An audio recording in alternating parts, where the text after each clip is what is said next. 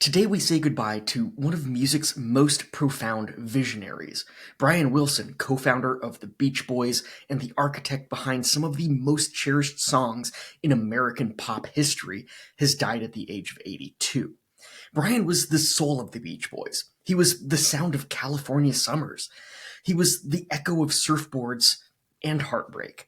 He was a genius whose melodies lifted spirits and softened the edges of time.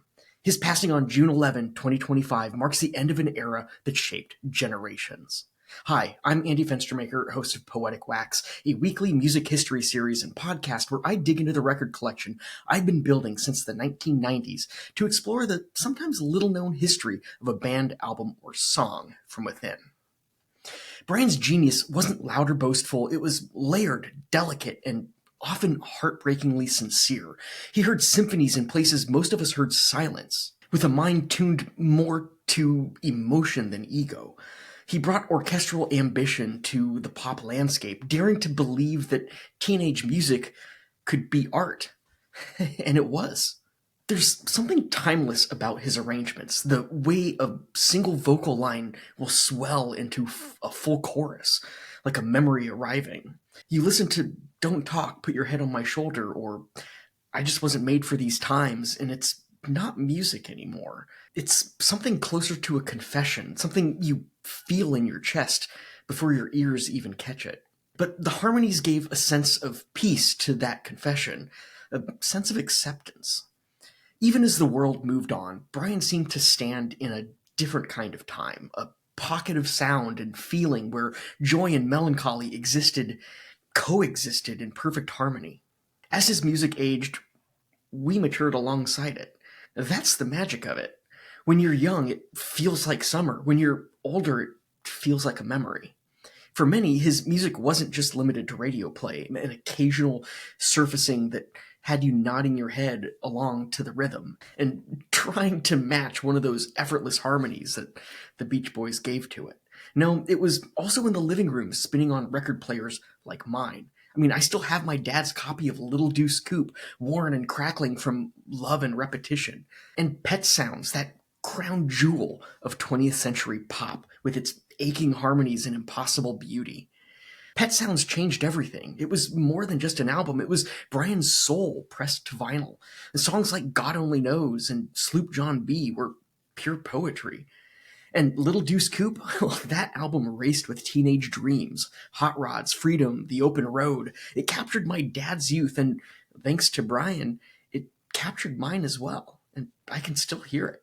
I mean, I remember lying on the carpet, tucked behind a massive early 80s couch in my parents' living room, the record player pulled from the cabinet and humming to life.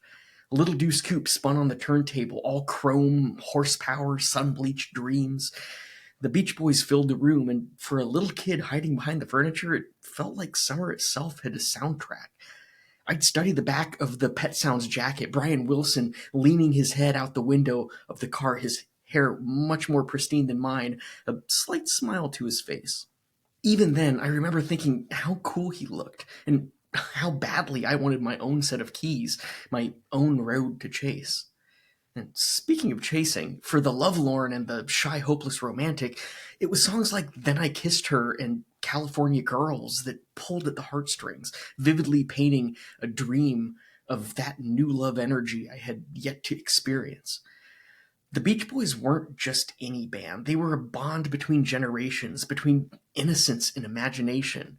Those records, Little Deuce Coupe, Pet Sounds, the Beach Boys Christmas album, and Summer Days and Summer Nights, well, they all live in my collection now, but they lived in my dad's first. News of Brian Wilson's passing on June 11, 2025 wasn't unexpected. His health had been in decline for a while. I think I actually read something about memory issues some time ago, though don't quote me on that.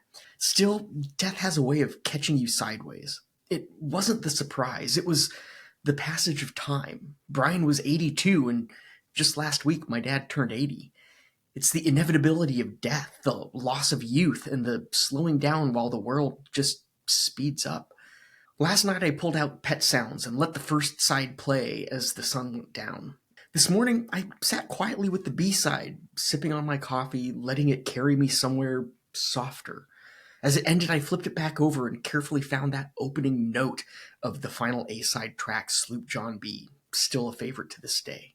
It's funny how the older I get, the less I hear surfboards and the more I feel the ache in those harmonies. Pet Sounds may sound beautiful, but it feels like something remembered.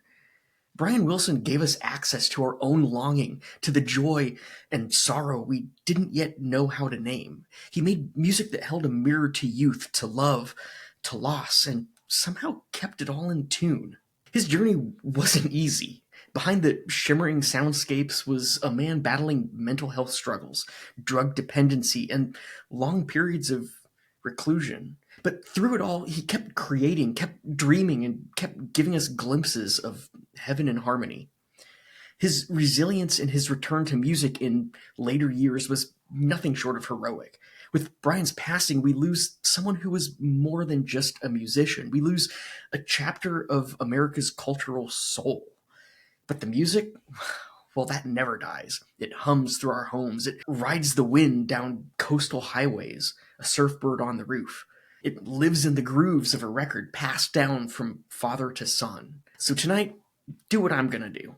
Give Pet Sounds yet another spin. Let that opening to Wouldn't It Be Nice wash over you once again. Close your eyes and soak in the harmonies of Sloop John B. And thank Brian Wilson for the gift he gave the world. Here's to the genius behind the melodies, the man behind the falsetto, the dreamer behind the California sun, and those California girls.